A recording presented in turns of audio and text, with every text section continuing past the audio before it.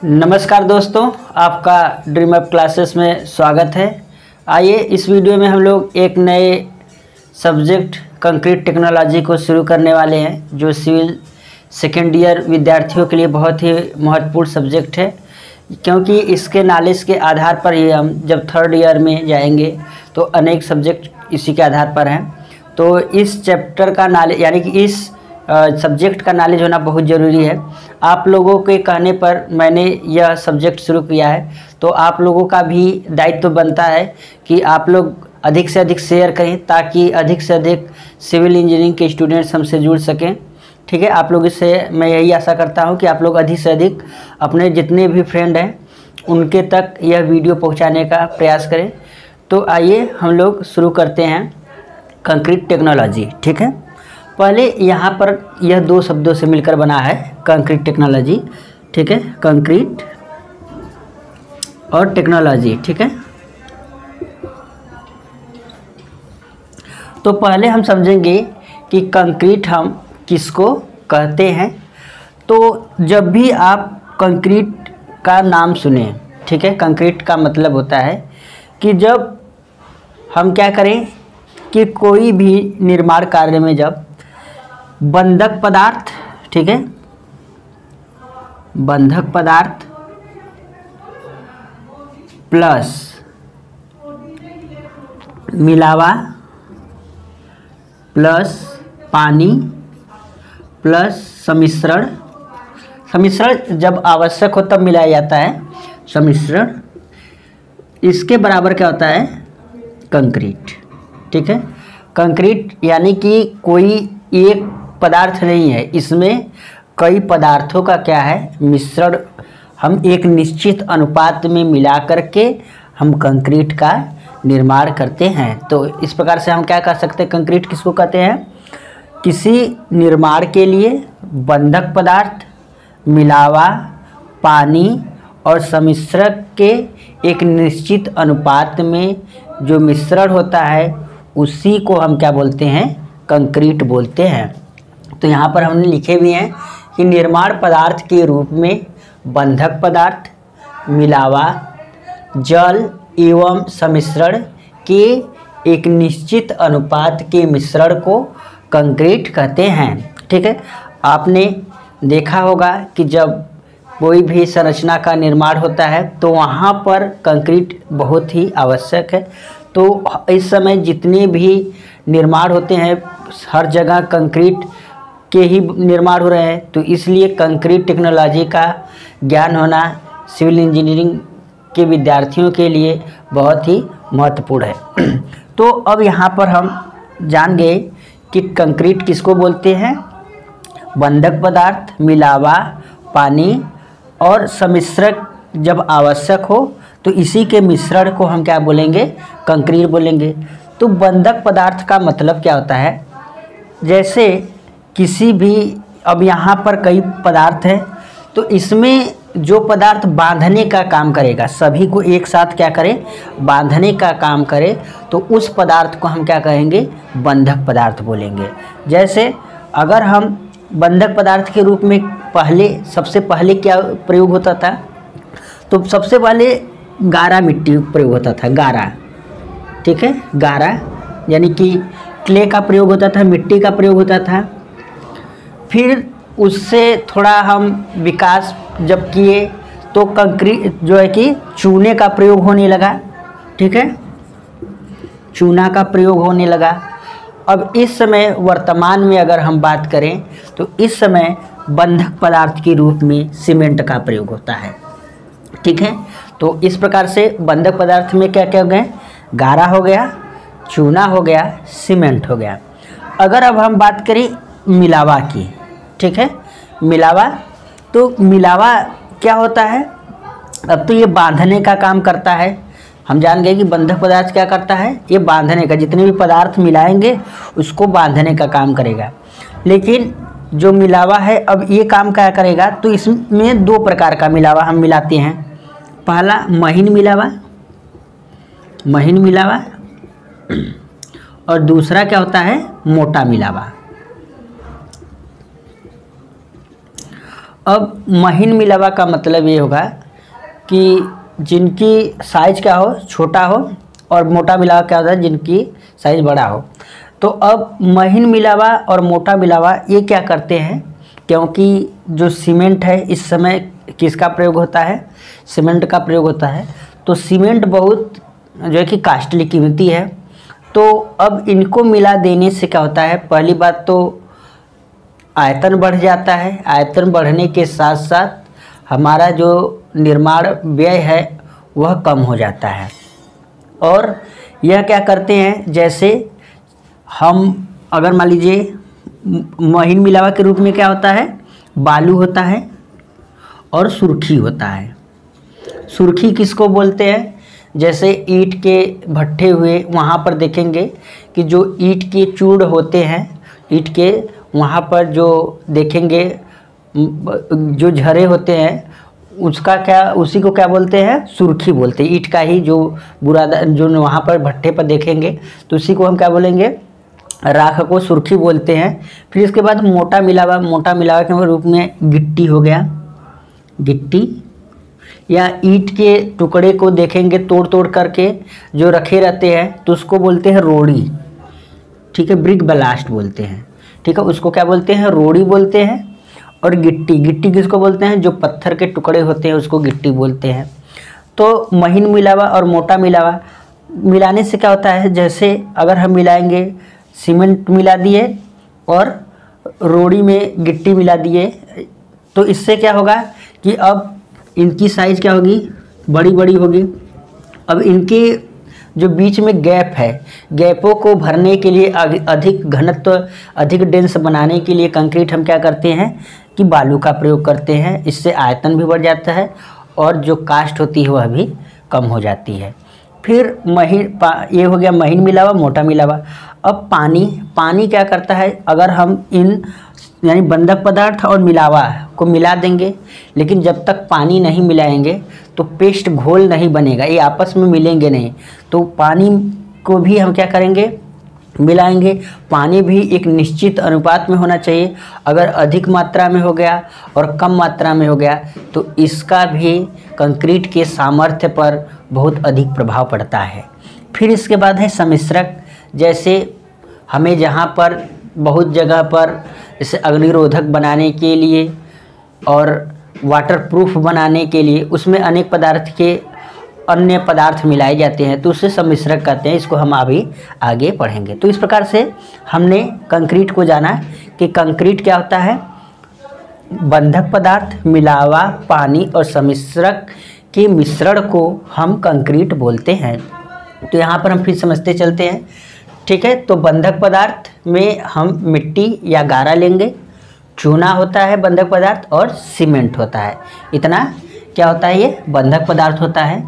फिर मिलावा में हमने दो प्रकार का बताया मिलावा, महीन मिलावा और मोटा मिलावा। महीन मिलावा में बालू और सुर्खी। बालू हम कहाँ से प्राप्त करते हैं, नदियों से प्राप्त करते हैं। बालू हमेशा उसमें कोई भी अवांछनीय पदार्थ नहीं होना चाहिए, जैसे उसमें खरपतवार नहीं होना चाहिए, मिट्टी नहीं मिला होना चाहिए, साफ़ सुथरी बालू होनी चाहिए, ठीक है। फिर इसके बाद क्या है, सुर्खी है। सुर्खी जो पत्थर के जो ईंट के चूड़ होते हैं, ईंट भट्टों पर उसकी राख होती है, उसी को हम क्या बोलते हैं, सुर्खी बोलते हैं। फिर इसके बाद क्या है, रोड़ी। रोड़ी किसको बोलते हैं, पत्थर के जो ईंट के जो टुकड़े होते हैं उसको हम रोड़ी बोलते हैं। फिर क्या है, गिट्टी है। गिट्टी हम किसको बोलते हैं, जो पत्थर के छोटे छोटे टुकड़े से गिट्टी और ग्रेवेल ये सब चट्टानों से प्राप्त होते हैं। अब हम जानेंगे कि कंक्रीट कितने प्रकार के होते हैं, टाइप ऑफ कंक्रीट।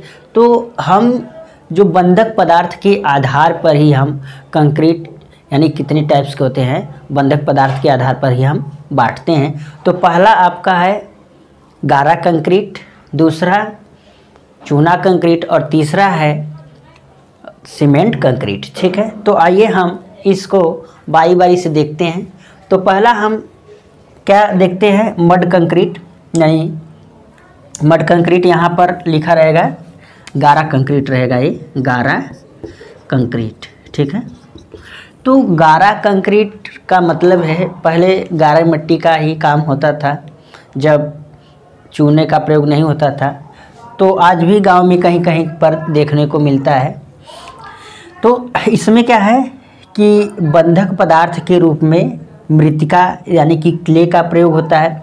और कौन सी मिट्टी का प्रयोग होना चाहिए?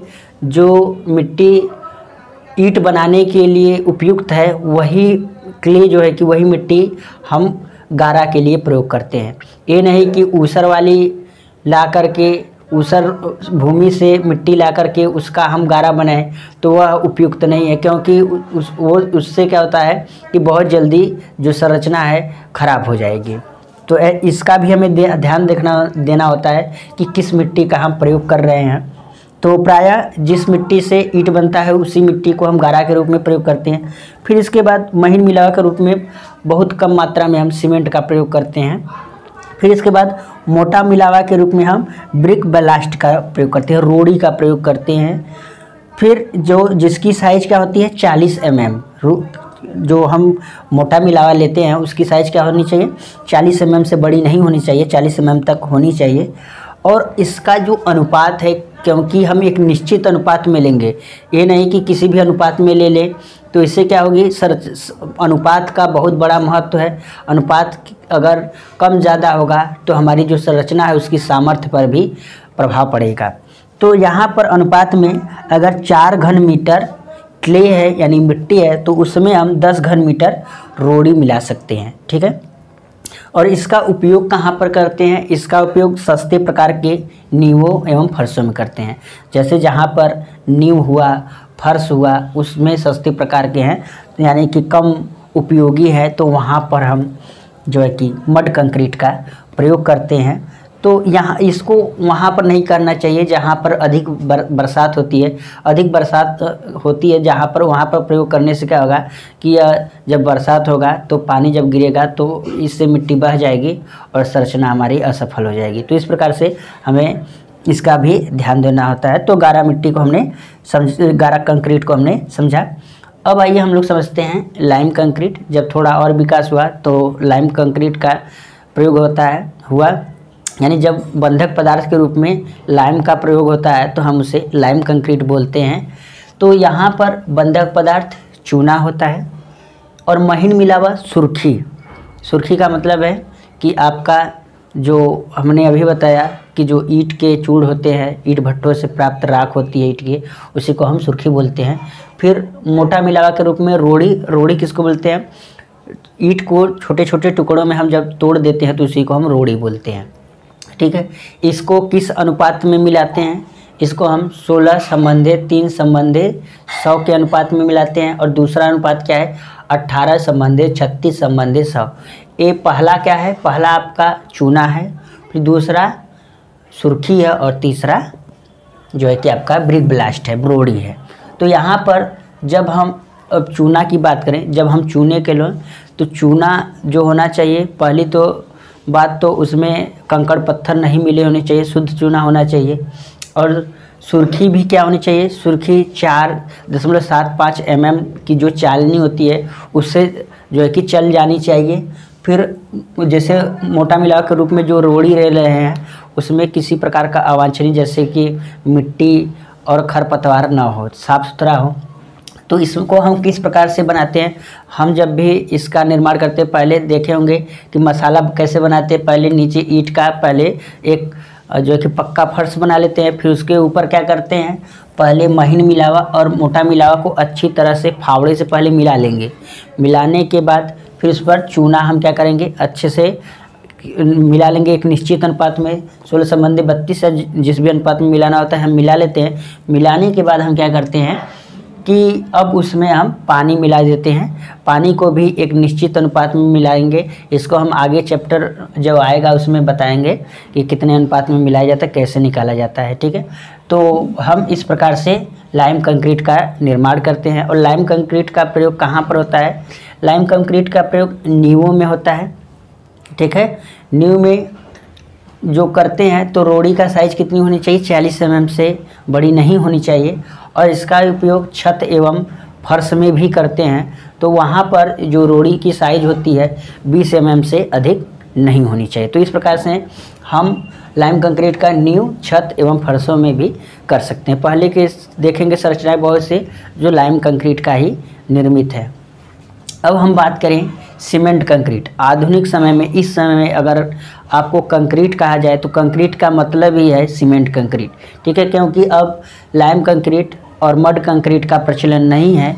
तो इसलिए वर्तमान समय में अगर हम बात करें तो सीमेंट कंक्रीट, यानी कंक्रीट का मतलब ही है सीमेंट कंक्रीट। तो जब बंधक पदार्थ के रूप में यानी बाइंडर्स के रूप में जब सीमेंट का यूज़ होता है तो हम उसको सीमेंट कंक्रीट बोलते हैं।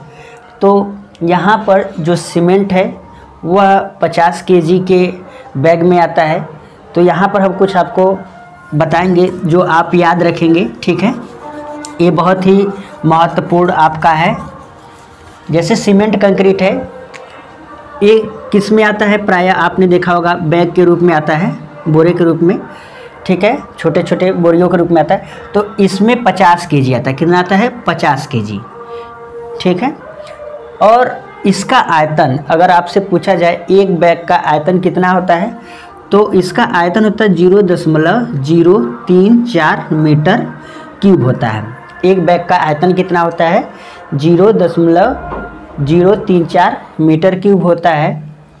और अगर हम बात करें घनत्व की, जो सीमेंट है, सीमेंट का जो घनत्व होता है, डेंसिटी होती है, वह 1440 मीटर क्यूब होती है। इसका मतलब ये है कि अगर कोई पात्र 1 मीटर लंबा, 1 मीटर चौड़ा और 1 मीटर ऊंचा हो और उसमें हम सीमेंट को भरें तो उसका जो वज़न आता है वह 1440 केजी होना चाहिए। तो सीमेंट का डेंसिटी कितना होता है? 1440 होता है।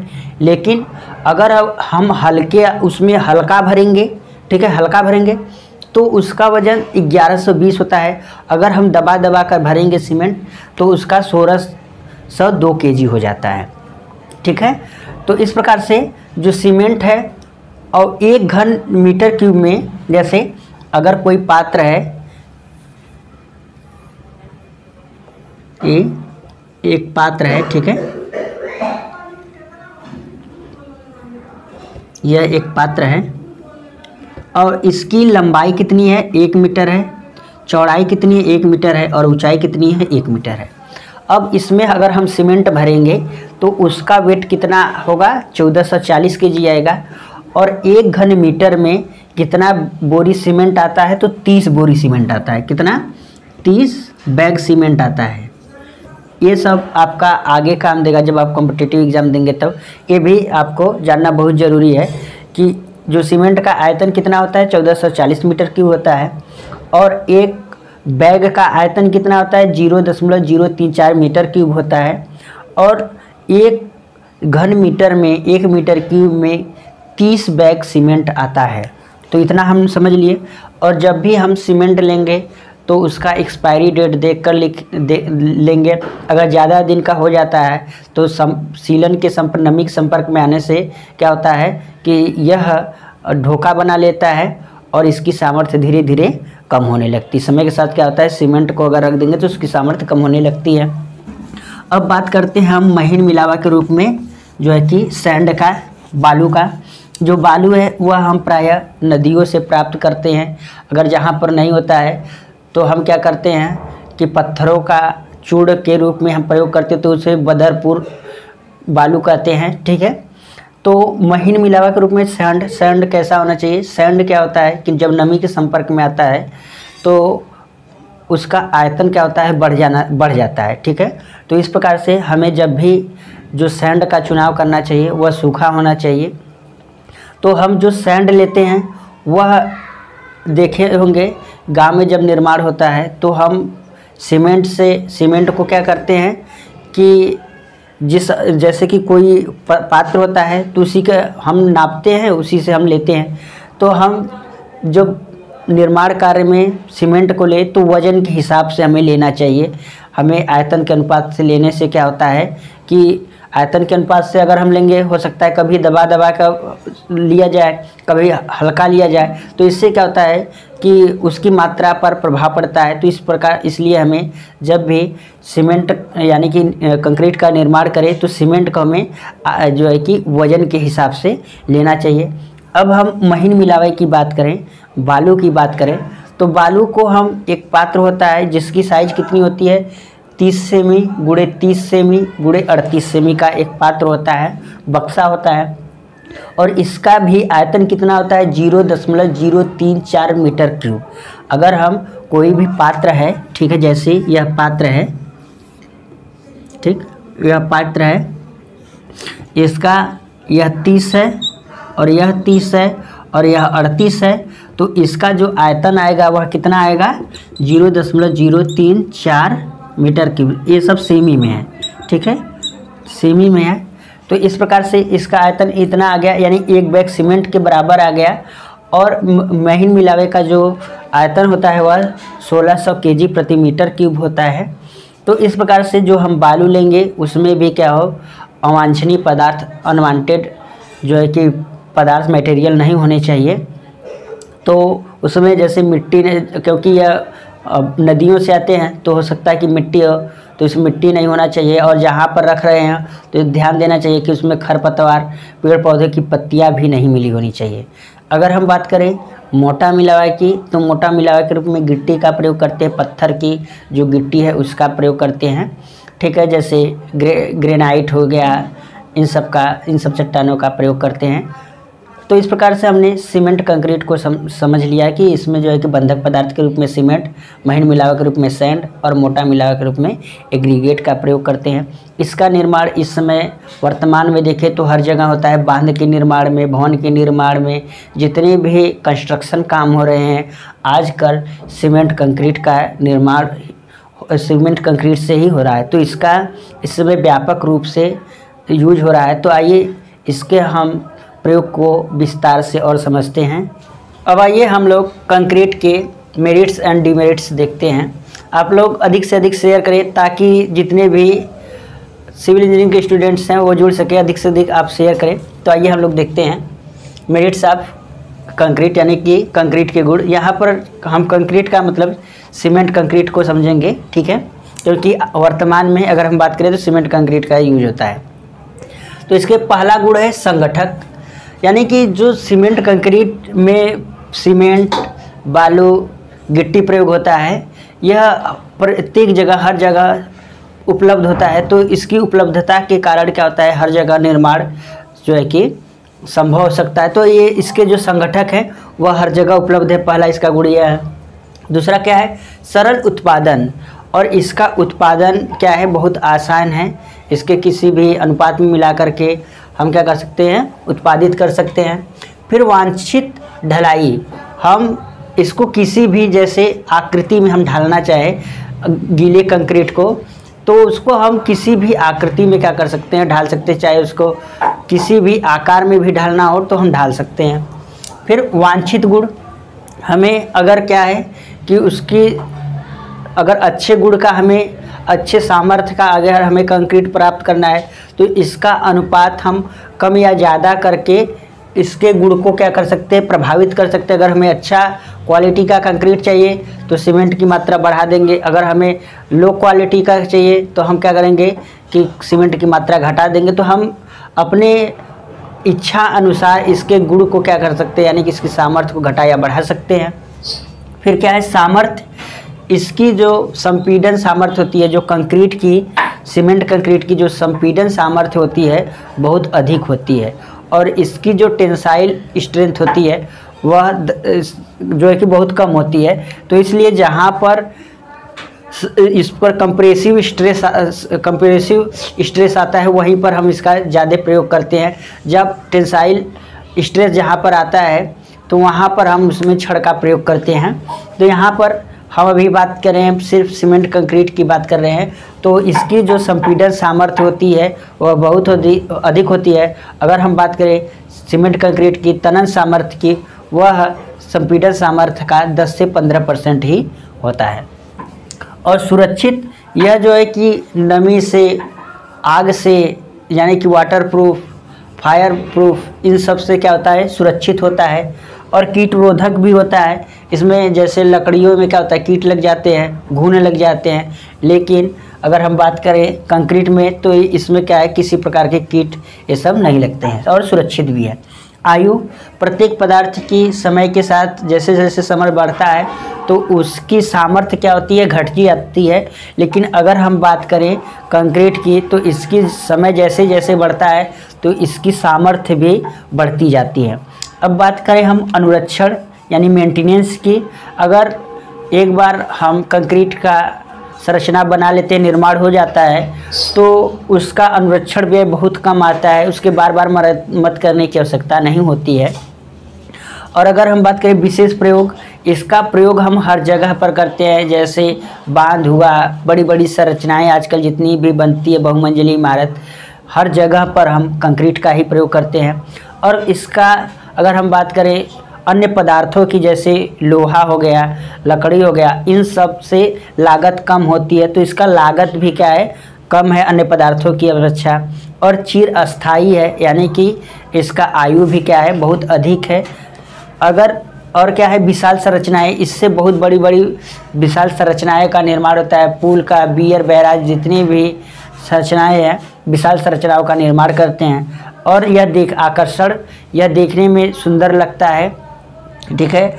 और जोड़ रहित संरचनाएं, इसके जो संरचनाएं बनती है, जैसे अगर हम छत की बात करें तो देखते हैं अगर हम ढलाई कर देते हैं तो जोड़ का प्रभाव इसमें कहीं दिखाई नहीं देता है। तो इस प्रकार से यह क्या है, मेरिट्स ऑफ कंक्रीट्स है, यानी कंक्रीट के गुण हैं।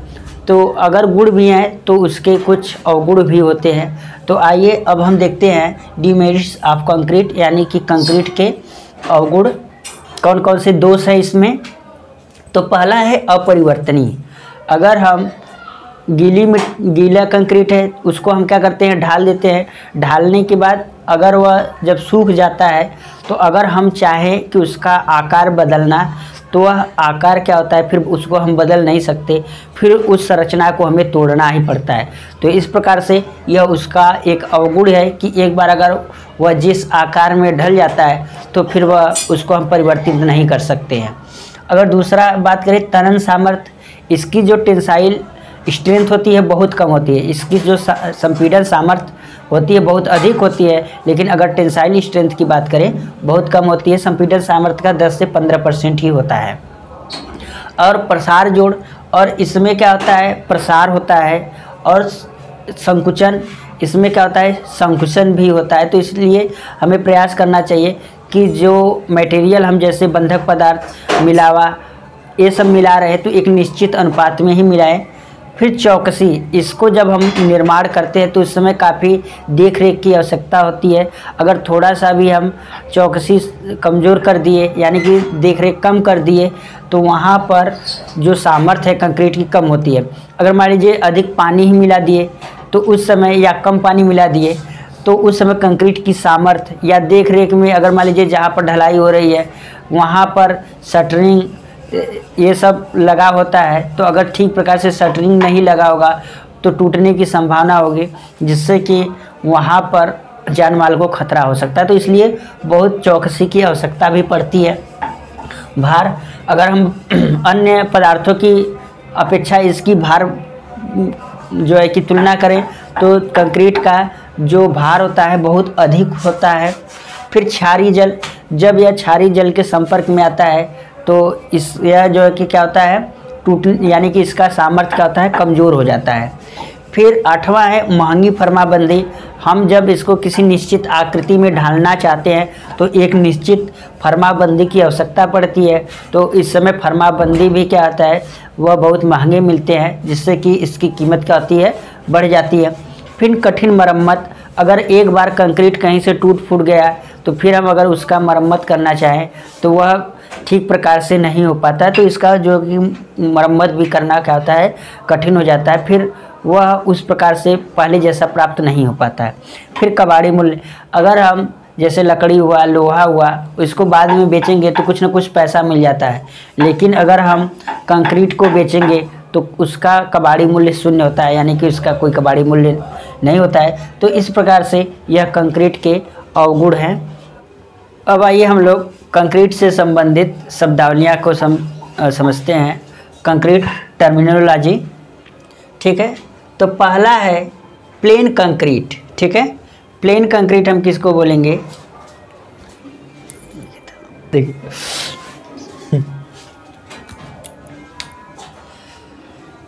अब आइए कंक्रीट से संबंधित शब्दावलियों को देखते हैं, कंक्रीट टर्मिनोलॉजी को।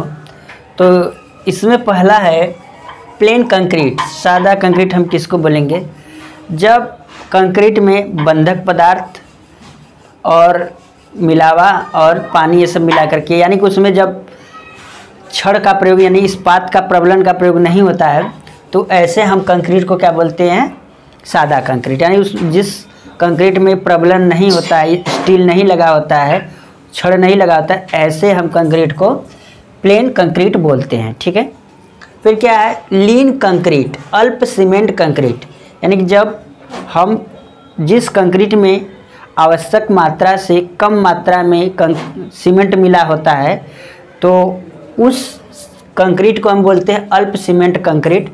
यह जो है कि निम्न क्वालिटी का कंक्रीट होता है, जहाँ पर काम चलाऊ कार्य करवाना होता है। ठीक है, जहाँ पर कम लोड आता है, तो ऐसे स्थानों पर हम अल्प सीमेंट कंक्रीट का प्रयोग करते हैं। यानी कि आवश्यक मात्रा से जब कम मात्रा में हम, जैसे मान लीजिए जहाँ पर 10 बैग सीमेंट की आवश्यकता है, हम 7 बैग से ही काम चला लें, तो वहाँ पर क्या होगा? आवश्यक मात्रा से कम मात्रा में सीमेंट हम डाल रहे हैं। तो ऐसी स्थिति में जो कंक्रीट का निर्माण होगा, तो हम उसको अल्प सीमेंट कंक्रीट बोलेंगे। सघन कंक्रीट, डेंस कंक्रीट हम किसको बोलेंगे? जिसमें कि वाइड्स बहुत कम हो, यानी कि रिक्त स्थानों बहुत कम हो, बहुत डेंस हो, तो ऐसे कंक्रीट को हम क्या बोलेंगे? डेंस कंक्रीट बोलेंगे। इसकी जो सामर्थ्य सबसे अधिक होती है। स्थूल कंक्रीट, मास कंक्रीट किसको बोलते हैं? ऐसा कंक्रीट यानी कि जहाँ पर जैसे बांध का निर्माण हो गया, बड़ी बड़ी संरचनाओं का निर्माण हो गया, तो वहाँ पर बहुत अधिक मात्रा में कंक्रीट का आवश्यकता पड़ती है। तो जहाँ पर बहुत अधिक कंक्रीट की आवश्यकता पड़ती है, जब तो ऐसे हम उस कंक्रीट को क्या बोलेंगे? स्थूल मास कंक्रीट बोलते हैं। यानी कि जहाँ पर बहुत अधिक कंक्रीट की आवश्यकता हो, जब निर्माण में बहुत अधिक कंक्रीट का निर्माण के लिए बनाना पड़ जाए, तो ऐसे कंक्रीट को हम मास कंक्रीट बोलते हैं। ग्रीन कंक्रीट किसको बोलते हैं? कच्ची कंक्रीट या कच्चा कंक्रीट किसको बोलते हैं? जैसे हम क्या करते हैं, मान लीजिए जहाँ पर निर्माण करना है वहाँ पर कंक्रीट डाल दिए, तो डालने के बाद क्या होता है? कुछ समय तक उसमें सामर्थ्य नहीं होता है, तो ढालने के बाद जो है कि सीमेंट जो कंक्रीट रहता है, जब तक उसमें सामर्थ्य नहीं आता है, तो उसको हम बोलते हैं कच्चा कंक्रीट या ग्रीन कंक्रीट बोलते हैं। ठीक है, यानी कि ढालने के बाद यानी कि रखने के बाद जब तक उसमें सामर्थ्य नहीं आता है, तो उस कंक्रीट को हम ग्रीन कंक्रीट बोलते हैं। हार्डेंड कंक्रीट, कठोरीकृत कंक्रीट किसको बोलते हैं? हम जानते हैं कि जब पोर्टलैंड सीमेंट होता है, उसका प्रारंभिक जमाव काल कितना होता है? 30 प्रारंभिक 30 मिनट और अंतिम जमाव काल यानी कि 10 घंटा होता है। तो 10 घंटे बाद जब क्या होता है, धीरे धीरे कंक्रीट क्या होता है, स्ट्रेंथ आने लगता है उसमें। तो 10 घंटे के बाद धीरे धीरे जब कंक्रीट जो है कि कठोर होने लगता है, तो उस प्रकार के सीमेंट कंक्रीट को क्या बोलते हैं? कठोरीकृत कंक्रीट बोलते हैं। नो स्लम्प कंक्रीट यानी कि शून्य अवपात शून्य कंक्रीट। अवपात का मतलब होता है गिरावट, गिरना। तो ऐसे कंक्रीट जिसमें अभी हम आगे चैप्टर में पढ़ेंगे, स्लम्प टेस्ट पढ़ेंगे, तो जब उसका अवपात क्या हो, शून्य हो, तो उसको हम क्या बोलेंगे? अवपात शून्य कंक्रीट बोलते हैं। यह उच्च सामर्थ्य वाली कंक्रीट का जहाँ पर निर्माण होता है, जैसे M30 कंक्रीट क्या होती है? उच्च सामर्थ्य वाली जो जहाँ पर कंक्रीट का निर्माण होता है, तो वहाँ पर अवपात शून्य कंक्रीट का प्रयोग किया जाता है। फिर क्या है नॉर्मल वेट कंक्रीट, सामान्य भार वाली कंक्रीट हम किसको बोलेंगे? वह कंक्रीट जिसका जो है कि 2400 kg प्रति मीटर क्यूब जो घनत्व होता है, डेंसिटी होती है, उसको हम सामान्य भार वाली कंक्रीट बोलते हैं। हैवी वेट कंक्रीट, उच्च भार वाली कंक्रीट हम किसको बोलते हैं? यानी कि वह कंक्रीट जिसका डेंसिटी क्या हो, 3400 से 4000 kg प्रति मीटर क्यूब होती है, उसको हम उच्च भार वाली कंक्रीट बोलते हैं। फिर क्या है रेनफोर्समेंट कंक्रीट, प्रबलित कंक्रीट हम किसको बोलते हैं? जब हम कंक्रीट में प्रबलन का प्रयोग यानी कि छड़ का प्रयोग, इस्पात का प्रयोग करते हैं तो ऐसे कंक्रीट का हम क्या कहेंगे? रेनफोर्समेंट कंक्रीट बोलते हैं। यह जहाँ पर संपीड़न स्ट्रेस के साथ साथ टेंसाइल स्ट्रेस आने लगता है तो उसको टेंसाइल स्ट्रेस को वहन करने के लिए हम क्या करते हैं? छड़ को लगा देते हैं, तो उसको हम क्या बोलते हैं? रेनफोर्समेंट प्रबलित कंक्रीट बोलते हैं। फिर इसके बाद हम क्या बोलेंगे? प्री स्ट्रेस कंक्रीट यानी पूर्व प्रतिबलित कंक्रीट। तो इसमें छड़ों के जगह पर क्या करते हैं? पतले पतले हम तारों का प्रयोग करते हैं और इसको हम निर्माण से पहले ही हम क्या करते हैं? किसी स्थान पर बना लेते हैं, यानी कि निर्माण कार्य जहाँ पर हो रहा है यानी कि निर्माण से पहले ही हम क्या करते हैं? उसको बना लेते हैं। तो ऐसे कंक्रीट को हम क्या बोलते हैं? पूर्व प्रतिबलित कंक्रीट बोलते हैं, यानी प्री स्ट्रेस्ड कंक्रीट बोलते हैं। फिर इसके बाद क्या है? रेडी मिक्स कंक्रीट, तैयार कंक्रीट बोलते हैं। जैसे मान लीजिए कि एक स्टेशन बना लेते हैं, जैसे मान लीजिए यहाँ पर सभी बालू, सीमेंट, गिट्टी ये सब क्या करते हैं? एक जगह स्टेशन बना लेते हैं। मान लीजिए निर्माण यहाँ पर हो रहा है तो अब क्या करते हैं? यहाँ पर ही हम क्या करते हैं? कंक्रीट को बना लेते हैं। कंक्रीट बनाने के बाद हम यहाँ पर स्टेशन से क्या करते हैं? निर्माण स्थल पर भेजते हैं। तो स्टेशन पर जो बना होता है कंक्रीट और उसको भेजते हैं तो इस कंक्रीट को हम रेडी मिक्स कंक्रीट बोलते हैं। तो इस प्रकार से हमने कंक्रीट से संबंधित टर्मिनोलॉजी को समझाने का प्रयास किया। हमें उम्मीद है कि आपको समझ में आया होगा। अगर आया होगा तो लाइक ज़रूर करें और अगर कोई डाउट होता है तो आप कमेंट ज़रूर करें, तो हम उस डाउट को आने वाले वीडियो में दूर करने का प्रयास करेंगे। दोस्तों, आप लोग अधिक से अधिक शेयर करें ताकि मैक्सिमम लोग हमसे जुड़ सकें, और जो भी सब्सक्राइब नहीं किया है वो सब्सक्राइब कर ले। फिर हम अगले वीडियो मिलेंगे, तब तक के लिए नमस्कार।